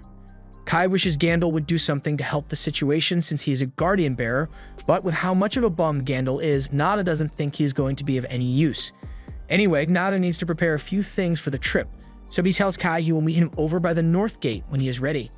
In the meantime, Kai goes to see Elsa and finally thanks her for the rice balls she made. Elsa is glad that her gift helped Kai out on his mission, but Kai tells her he has to go on another mission today. However, he assures her that he will be back as soon as possible, and when he returns, he promises to take Elsa somewhere very special. Elsa holds Kay's hands and tells him she will be looking forward to it, but as Kai leaves, she is already starting to miss him. Kai eventually meets Nada at the North Gate, and Nada seems to have received a bag from Vezin to help with dispelling the curse. Jose and Olha are still in a lot of pain. Fortunately, Kai and Nada have just arrived in the village of Elg, where Olha's land god is enshrined. If the apes really went out of their way to place a curse on the gravestone here, then they must be guarding it to stop anyone from dispelling the curse. Nada says he will go take a look, so he begins using his surveillance technique, and Kai recognizes it as the same thing he sensed during his battle against the Adurakan. Nada tells him this technique is called Thousand Eyes, and it is a secret technique that he learned at the monastery so he can see anything, no matter how far away it is. Once Nada is done, he tells Kai that there are only 5 apes guarding the gravestone, so the 2 of them should be able to handle it. As soon as they arrive at the gravestone, Kai springs into action and cuts the throat of one of the apes, following it up by stabbing 2 more. He then goes over to Nada to assist him, but Nada is clearly strong enough to handle himself in a fight. Kai is impressed by how skilled Nada is, but he failed to realize that his divine crest is visible. Nada already knew about this, but now that he has seen it with his own eyes, he gets down on one knee and asks Kai to use the power of the savage god to benefit the unified kingdom of men. Kai tells Nada there is no need for him to bow his head, but Kai really doesn't want to talk about this right now, so he says they should take care of the curse on Olha's land god. Nada agrees to drop the topic for now, so he begins cleaning up the gravestone while Kai stands guard. While Nada cleans, he explains to Kai that the unified kingdom needs a new and powerful god, but not just because they are trying to make the kingdom stronger. The truth is that the human kingdom is declining with each passing year, and the reason is because of people like Gandalf. The most powerful guardian bearers of the kingdom have become blinded by authority and the luxury it provides them, and as a result they have become lax in fulfilling their duties. This has severely diminished the power of the gods that support the king, and if nothing is done, the situation will continue to get worse. Nada explains that if the kingdom were still as strong as it once was, then reinforcements could have been deployed to assist during disasters like this. But with things as they are now, the number of tragedies will continue to rise year after year because their current roster of gods can't support the king anymore.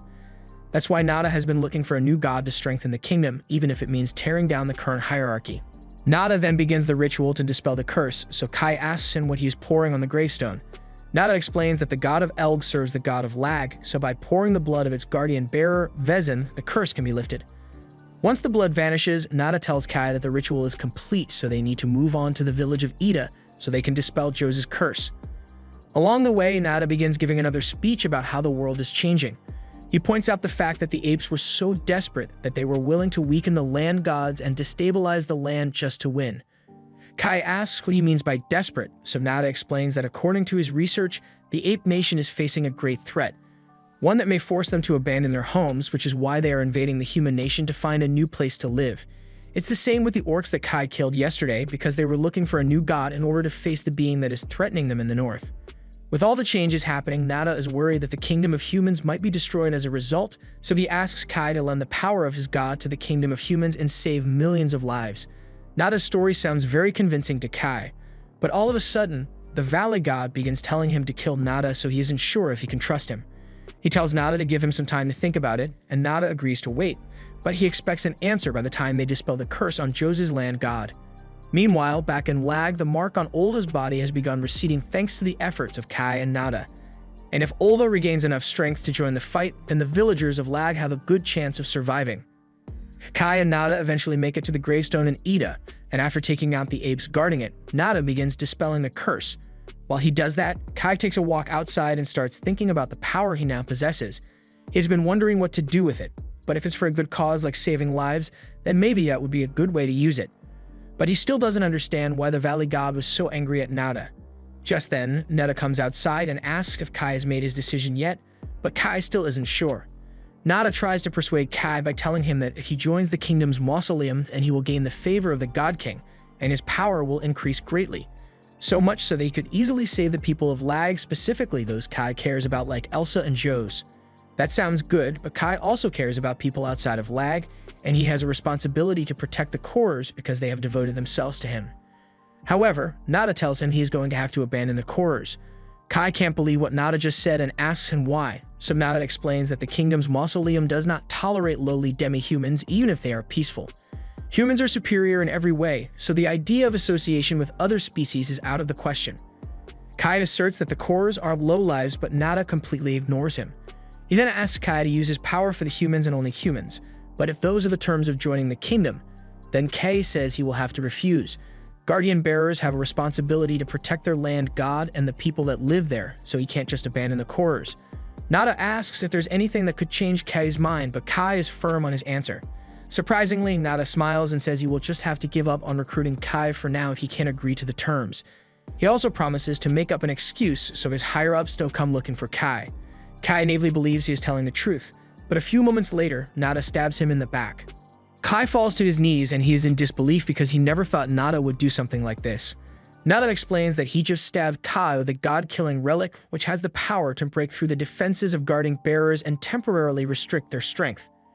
He tells Kai that he is arrogant for wanting to use his power for the people he cares about because all great power must be controlled by the kingdom, which is why he is going to kill Kai and steal his power by drinking his godstone. Kai tries to activate his divine crest to fight back, but with the god killer still piercing him, it causes him to suffer extreme pain. Nada then pins Kai down and pulls the god killer out of his back so he can land the finishing blow. He tells him not to worry because he will make sure Kai's name is mentioned in the history books, but before he could pull out Kai's godstone, Kai manages to slip out from under him and kicks Nada away. Meanwhile, back in Lag, the villagers are preparing their defenses for the incoming ape invasion, but they are all worried because they don't have any reinforcements to assist them. Vezin warns everyone that the apes could attack any minute now, and he knows they are all worried, but he assures them that he will do everything in his power to defend the village alongside them. All the able-bodied villagers are gathered outside in preparation for the battle, while those who were injured in the last attack are getting treated within the castle walls, including Elsa and her family. Back on Kai's end, Nada is trying to convince Kai to just let himself be killed for the sake of the human kingdom. He says the god's power could save countless human lives, and Kai doesn't doubt that, but he also needs to protect the people in his valley so he won't let Nada steal his power.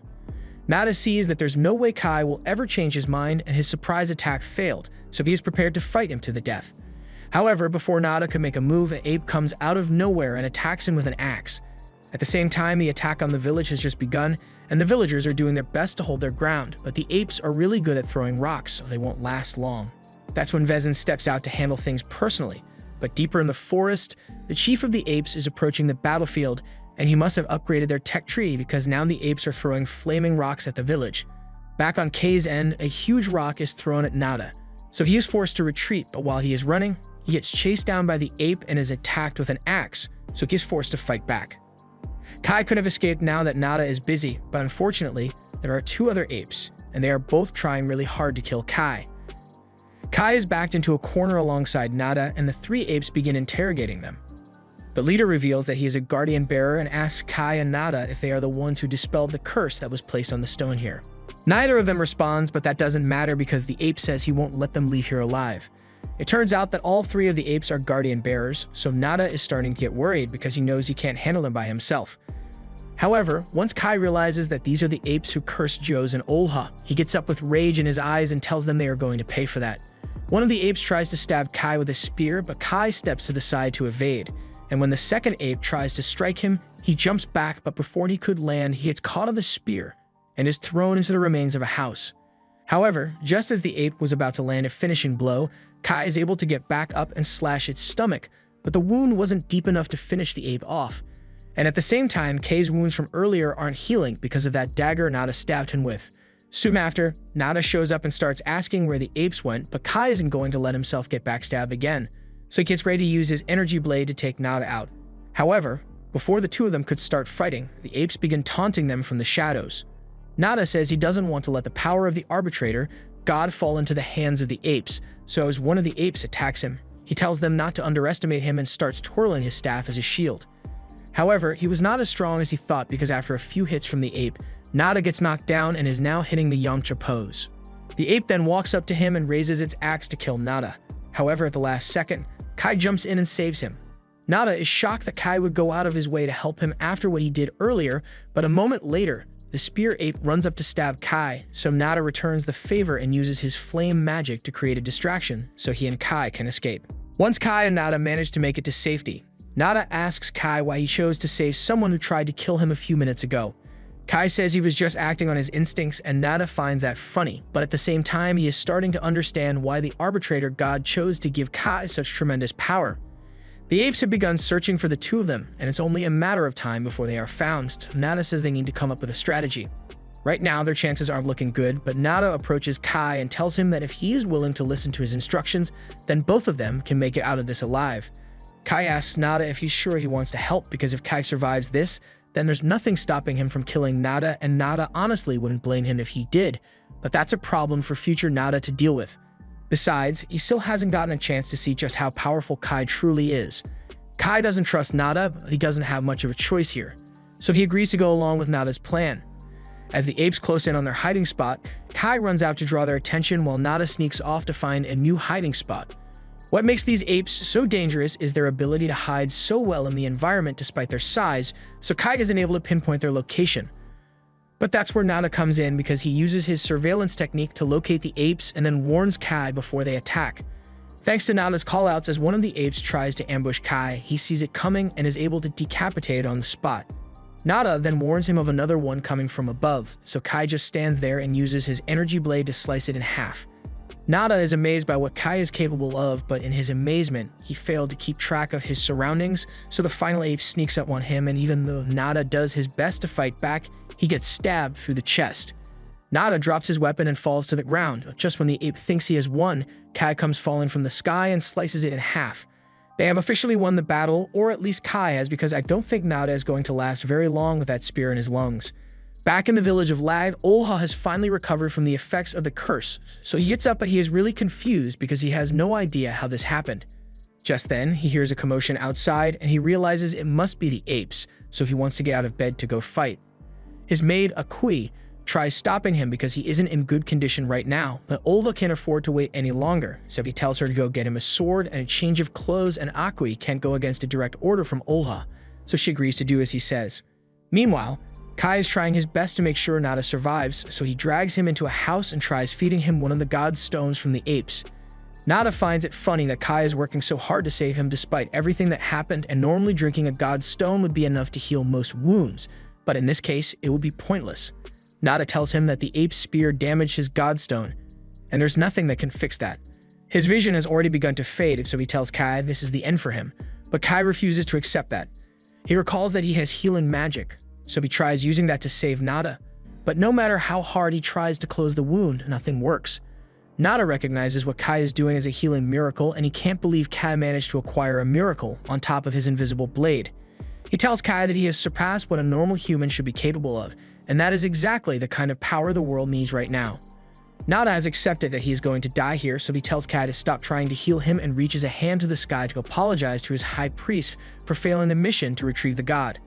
But he has no regrets because he got to witness the arbitrator god's phenomenal power firsthand. Nada then closes his eyes one final time, and as if on cue, rain begins pouring down on Kai.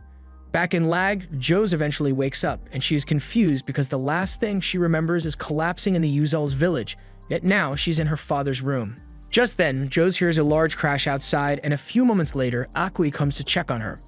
Jose asks her what's going on, so Akui informs her that the apes are invading the village.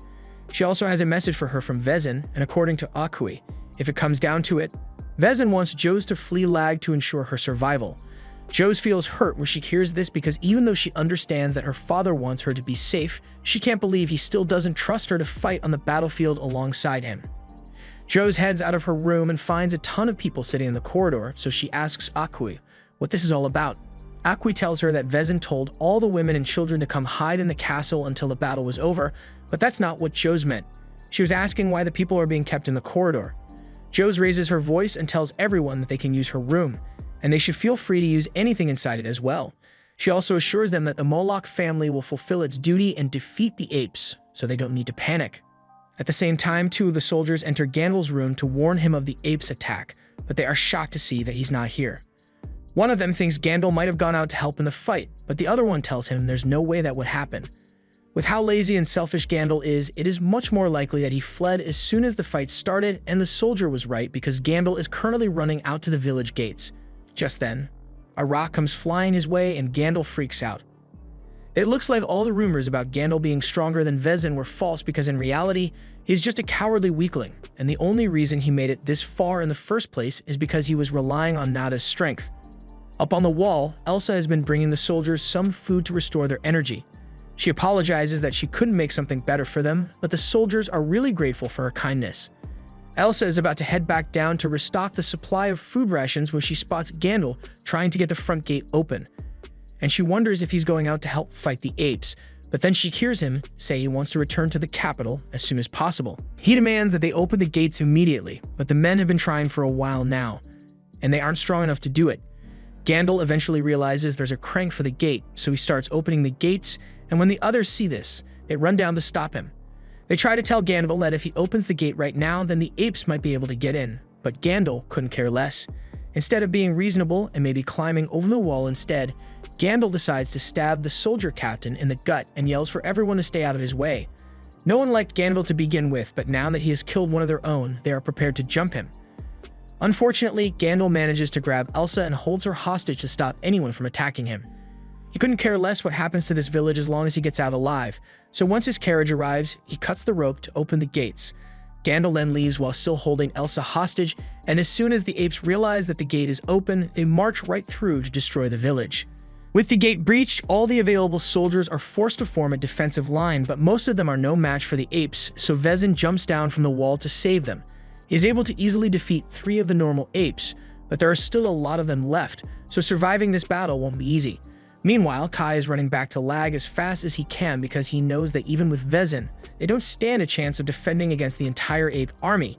He still hasn't decided on what the proper way to use his power is, but he knows for sure that he wants to protect Lag, so that's what he's going to do.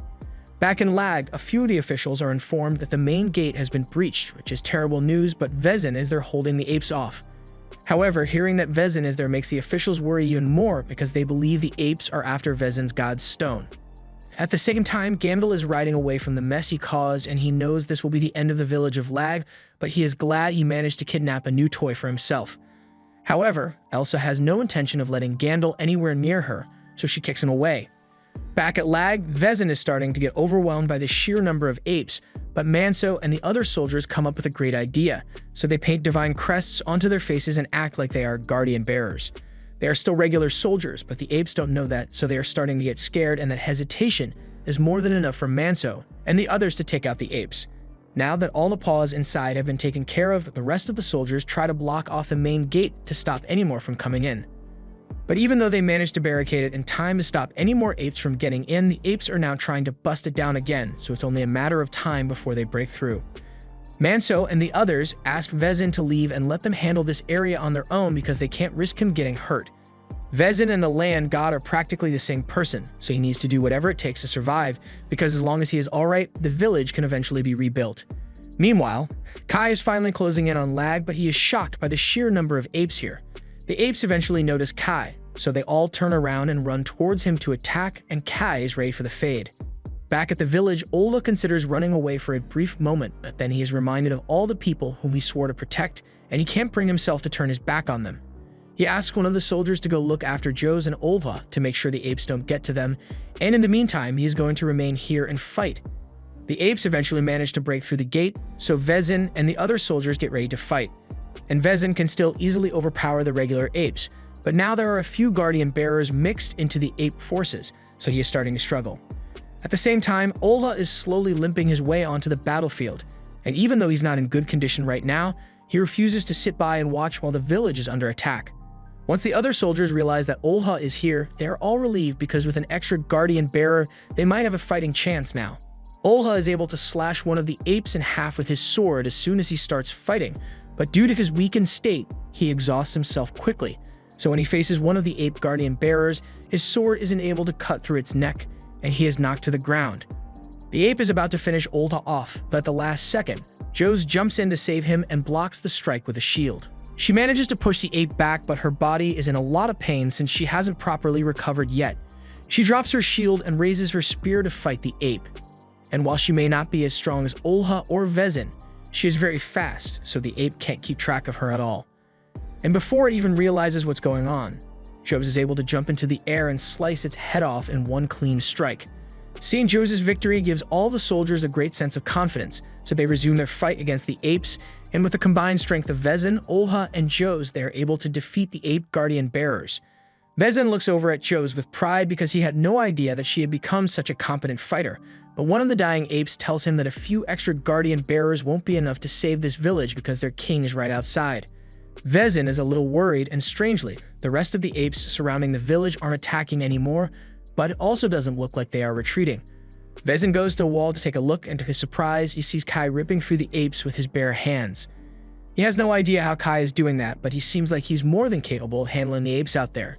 So Vezin gets Kai's attention and throws a club over him so he can use it as a weapon. Kai catches the club, and with it, he begins laying waste to the entire ape army. Manso and the others are watching the whole thing unfold, and they can't believe what they are seeing. They already knew Kai was strong, but this level of strength is basically the same as a genuine guardian bearer. Vezin isn't sure why Kai is so strong either, but with him fighting on their side, they should be able to overcome the apes. After a few minutes, Kai has decimated most of the apes, and he doesn't look like he's slowing down at all, so the rest of the apes realize they stand no chance and flee back into the forest. This means they have officially defeated the apes, so all the soldiers begin cheering. Now that the battle is over, Olha walks over to Akwi and asks her what she thought of the fight. Akwi praises Olha's skill in combat and says it's all thanks to him that the village was saved. But while Olha made a large contribution, he knows the true hero here was Kai, the same boy that he once looked down on as a commoner. Everyone clearly saw Kai with his divine crest while he was fighting, so to keep his power a secret, he tells everyone that he painted the divine crest on and pretends to wipe it off. Just then, Vezin walks up to Kai and asks him where Nada is, but Kai tells him he has some bad news. While he and Nada were dispelling the curse in Ada village, they were attacked by 3 guardian bearer apes.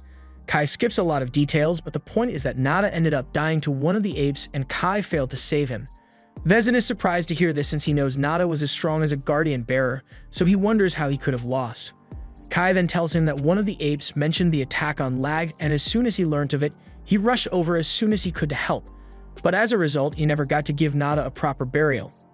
Bezin says he understands and he will send a small team to find Nada's body so they can take care of it. Just then, Elsa's younger sister comes over and asks if Kai has seen her anywhere. Kai had no idea Elsa was missing since the last time he saw her was when she evacuated to the castle, but now she's nowhere to be found.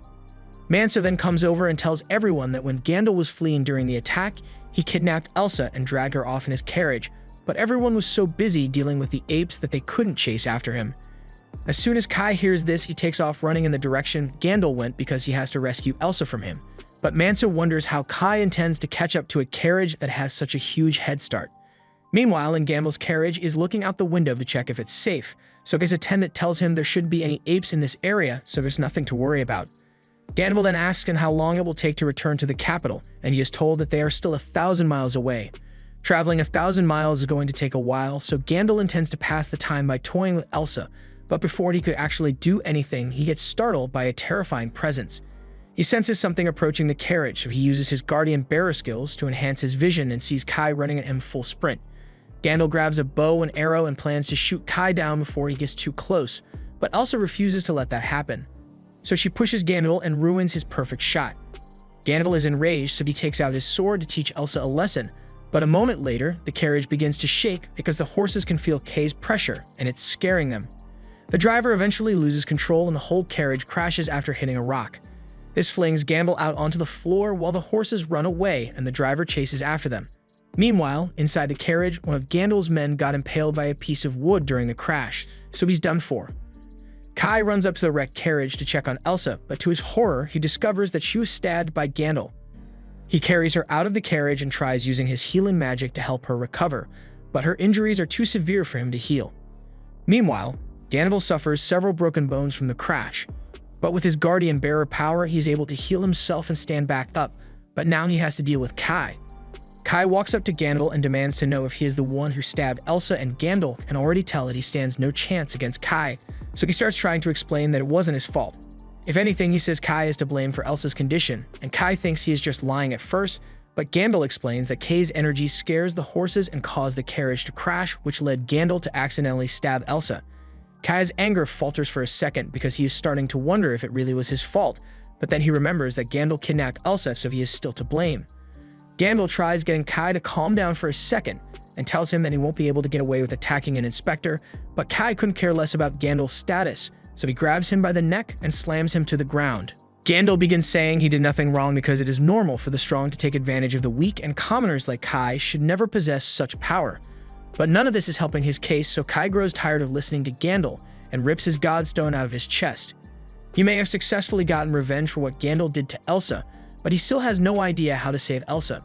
But then he realizes that he can use Gandalf's Godstone to save her. By feeding it to her, it should give her enough energy to heal on her own, especially since it belonged to a guardian bearer. However, after Elsa drinks it, something goes terribly wrong and her body begins writhing in agony. Kai doesn't understand what's going on, and he doesn't know enough about guardian bearers to figure it out, so his only hope right now is to take Elsa to Porrick and see if he can help. But as he is running, several apes watch him from inside the tree line. Kai eventually gets to Porrick and explains the whole situation to see if he knows what's wrong with Elsa, and Porrick tells him that feeding Gandalf's Godstone to her was a dumb move. It is true that drinking a Godstone can help with the healing process, but Godstones from the same species can lead to severe poisoning unless precautions are taken. Worst case, Elsa is going to die from the poisoning, but there is still a way for her to be saved. So Porrick begins making preparations to make Elsa vomit up the Godstone. Kai leaves the tent to give Porrick some space to work, but once he steps outside, he spots 3 apes approaching him and becomes defensive. He asks them if they are here to attack his valet as well, but to his surprise, the apes all kneel down and praise him because they recognize the crest of the god Kanae, and they would like him to follow them back to their fiefdom.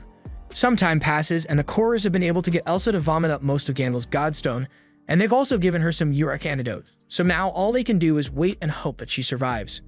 Porrick heads outside to go inform Kai of Elsa's current condition, but as he leaves the tent, he is shocked to see several apes bowing at Kai's feet. He asks Kai what's going on, but Kai is just as confused as he is, so one of the apes speaks up. He says his name is Torud, and he once again pleads for Kai to accept their request, but Kai still has no idea what he's talking about. Porrick tells Torud to explain the problem, so he tells them that the ape land has become corrupted by someone, and from Porik's reaction, Kai can tell that this is a serious issue. Torrid goes on to explain that with the land and water corrupted, all the apes' food is gone, so all they can do is sit and wait to die out. The one responsible for all the corruption is the evil god, Diabo, and as soon as Kai hears that name, the arbitration god starts yelling in his head, telling Kai to destroy Diabo at all costs. It's so overwhelming that Kai is brought to his knees for a moment, but after he recovers, he turns to the apes and asks them why they think they have the right to ask him for help. Up until a moment ago, they were attacking Lag and nearly killed everyone he cares about, yet now they want him to save them. One of Torrid's subordinates becomes irritated and yells at Kai because he has killed a lot of their people as well, and if he doesn't help them, then the apes will just attack Lag again. But threatening to destroy Kai's home isn't really a good negotiation tactic, so Kai gets angry and tells them that if any of the apes attack his home again, then he's going to kill every last one of them with his own hands. Torrid begins to panic and orders his subordinate to apologize immediately to appease Kai's anger. But instead, the subordinate tells Kai that the only reason the apes attacked Lag is because they had no other choice. Their land has been corrupted and is now uninhabitable, so they need to find a new place to live as soon as possible. However, Kai couldn't care less about their problems after what they've done, so he tells them to leave and storms off into the tent.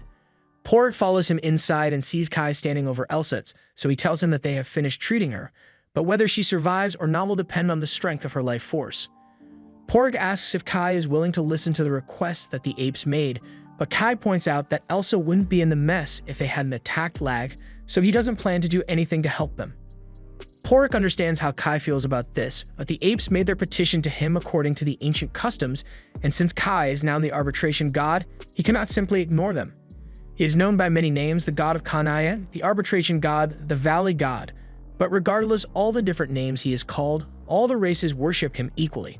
That's why the arbitration god is meant to be impartial to all the different tribes and protect them to maintain balance in the world. Kai thinks that's a lot of responsibility for one person to handle, since it sounds like Porik is asking him to save the world. But that's pretty much exactly what Porik means.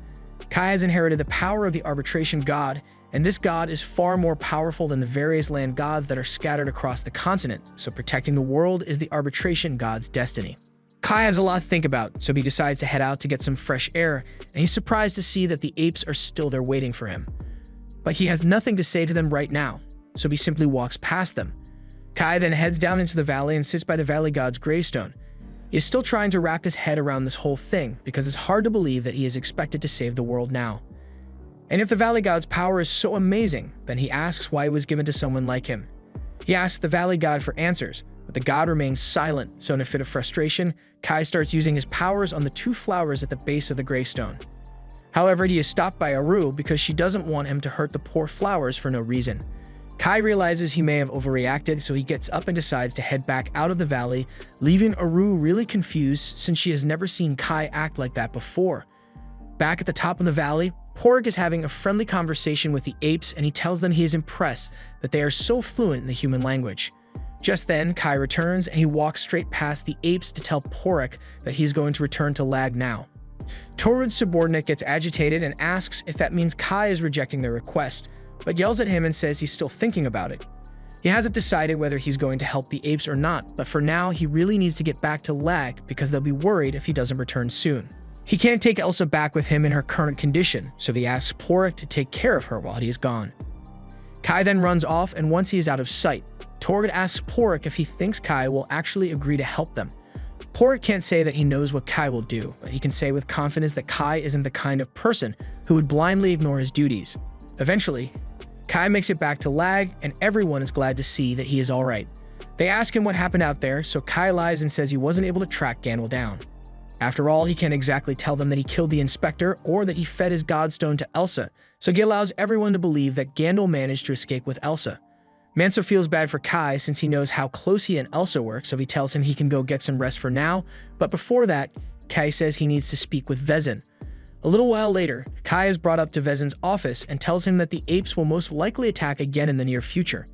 Everyone is shocked to hear this since they assume the apes wouldn't be coming back, but if there's really a chance that the apes could attack again, then they will need to prepare themselves for battle.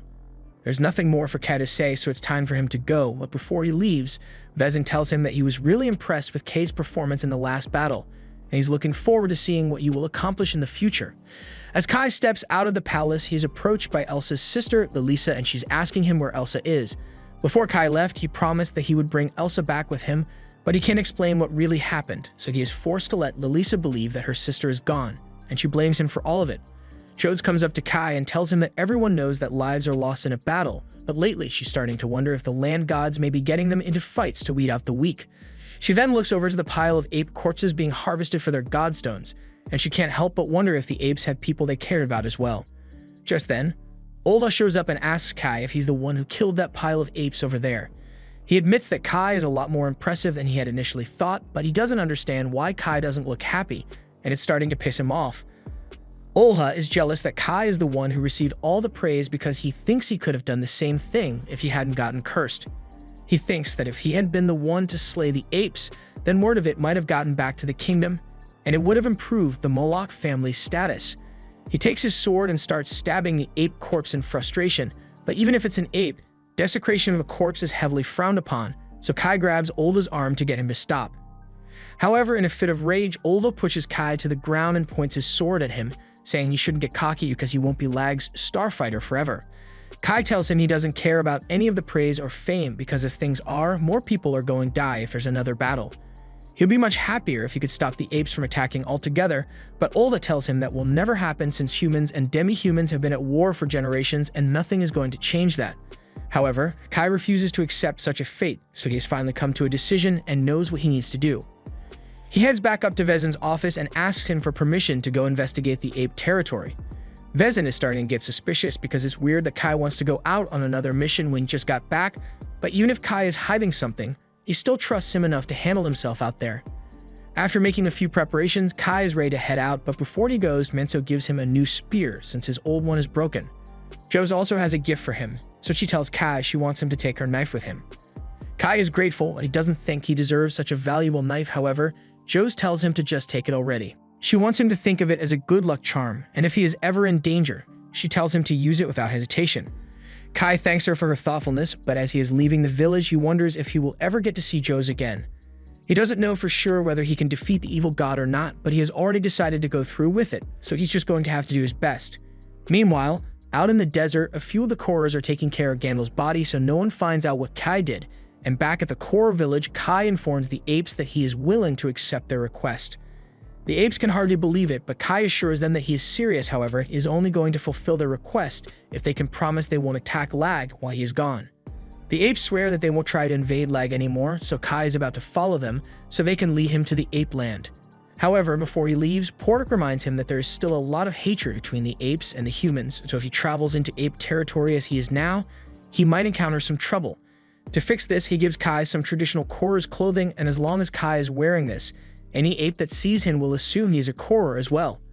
After that, Kai heads over to Elsa's tent to check on her one last time before he departs.